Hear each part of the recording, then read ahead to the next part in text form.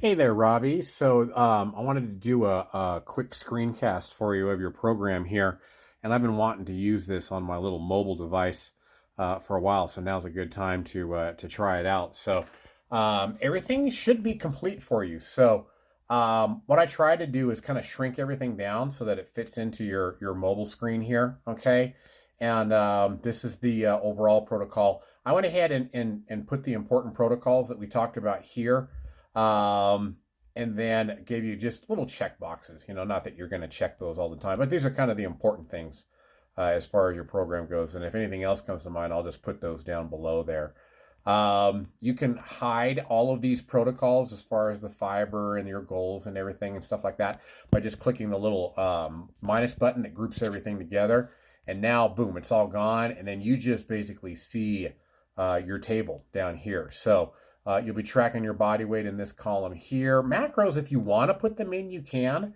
However, I don't think that you have to. I think the important thing is just type in the kcals, the calories that you get there, each and every day, because that'll kind of reveal a lot of good information for us.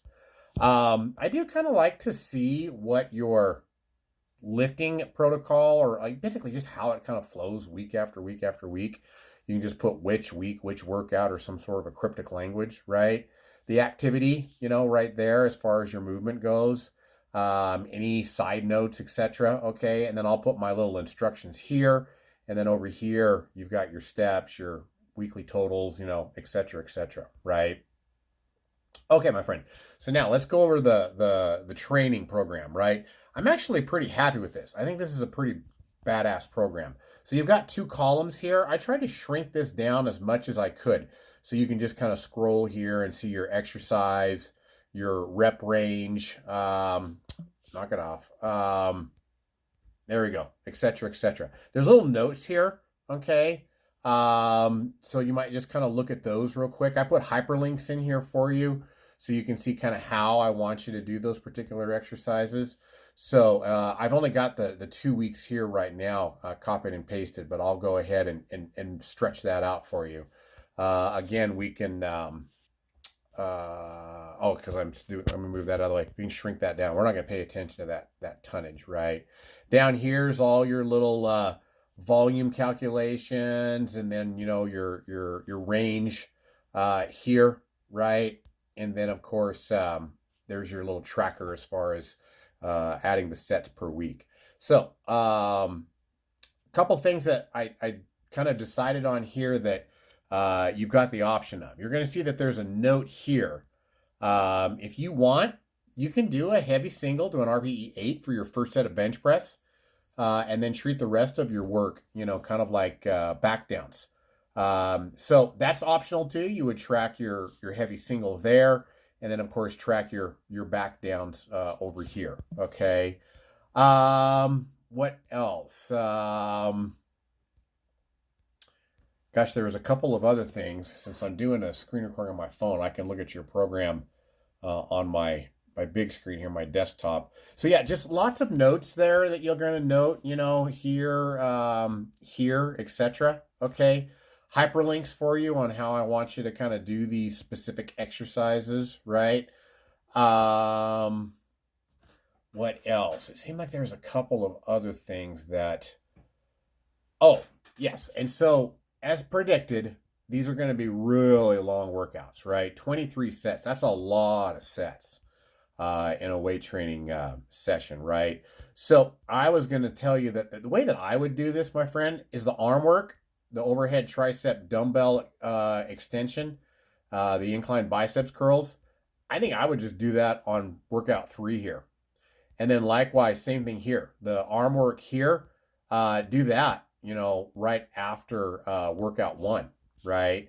And, the only thing that you're going to have to monitor is I put, some fairly high effort on those. Like, for example, here, just post failure partials, on both sets of those machine preacher curls.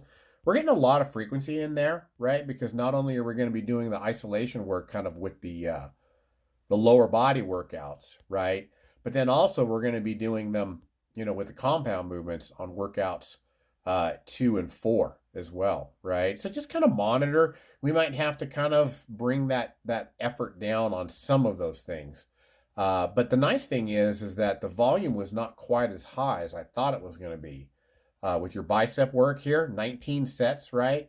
I think that you should be able to handle it, okay? And really, it's with that post failure partial type work and taking it to failure, on both sets of your incline bicep curls. I think it's very efficient. Is kind of the bottom line. Now, one thing, there's a little note right up here: no more than 2 or 3 reps on post failure partials until week 9. Okay. So basically, on those post failure partials, Robbie, 1, 2, maybe 3 repetitions at most. Don't push it past that. And then we can start doing that and pushing harder and getting more post failure partials after week 9. Okay. I think that's it, my friend. Those were just kind of a couple of the things that I wanted to convey to you that I did not get to convey to you in the call. Let me just do a couple more quicksy look-throughs here. Oh, your progress pics, we're going to keep track of those right here, okay? Got you that captured there, right? Got your body weight up here. I'll put the date right here. Might as well just do that now, right? That was, I think it was like the end of March. I'll fix it, though. It's kind of the bottom line, and make sure that it's correct when I complete the thing for you, okay?